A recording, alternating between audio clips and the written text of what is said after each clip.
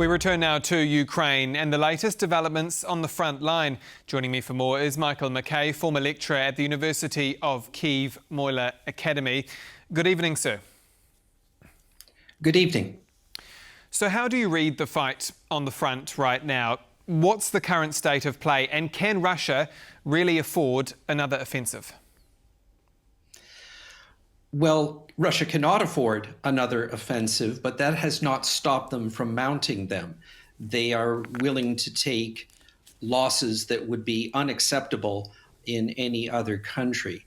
But the state of the front now, if we look at the battle line, is in an important sense largely the same as it was in the spring.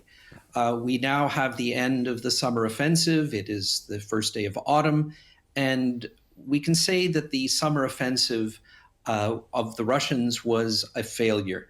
They did not achieve any of their major objectives. They did not capture any major cities. The front only moved a small amount in their favor, and they took tremendous casualties in doing this.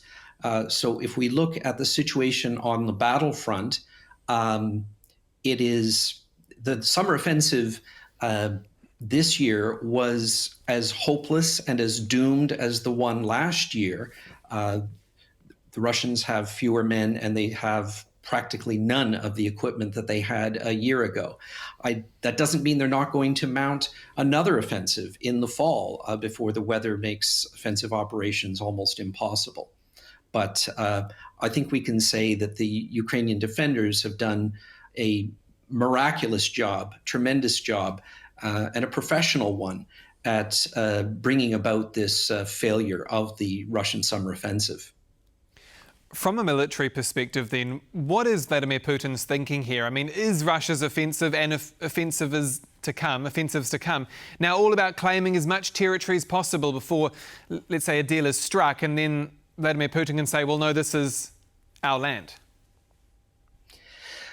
No, I don't think it is about territory, because Putin is not a military man.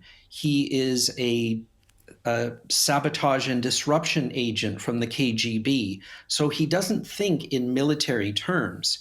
He demands of his military that they claim to conquer territory, and they do that to curry his favor, but they don't actually do it on the ground.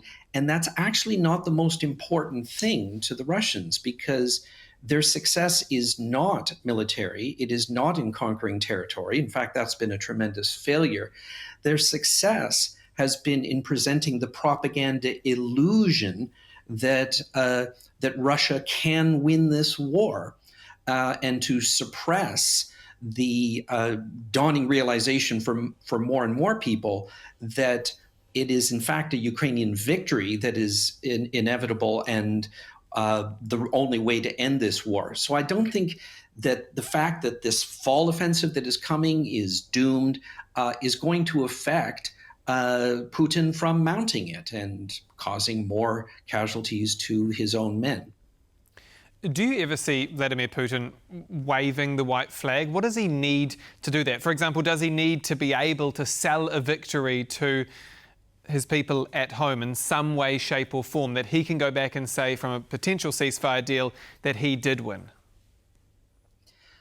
I don't think so. I think there's no way back for Putin now, because he has asserted his maximal claims in the propaganda sphere in hopes that people like Trump would come through for him and deliver what he cannot achieve on the battlefield. For example, the total conquest of Donetsk region, for example, which let's not forget, Russia invaded Donetsk region in April 2014, and they still have not conquered all of this one region of Ukraine. So I don't think there's a way that Putin can wave the white flag because of the way he's presented the whole war to the Russian people, but more importantly, to his own power base. I do believe he is in it to the death. While I have you here, news out today that President Ursula von der Leyen's plane GPS was jammed as she landed in Bulgaria over the weekend. Are these Russia's hybrid tactics, its hybrid war with the West, in practice at play? Yes. And I think I object to the word hybrid. I understand that people are making a distinction from kinetic warfare. They did not shoot a missile at Madame von der Leyen's aircraft. But people should understand that hybrid war is war, and that this was an act of war against the European Union. Now, Putin knows that, and I think people that are realists know that too. But what he's gambling is that since the European Union doesn't have an army, that this is a soft target. So he went after the EU, not having a military component, for the same reason he invaded Ukraine, not being in NATO, to drive home the point and to achieve with, as people say, hybrid warfare means. But I think people in the EU should wake up and say, not hide behind that term, but treat this as an act of war by Russia. And so lastly then, two quick questions.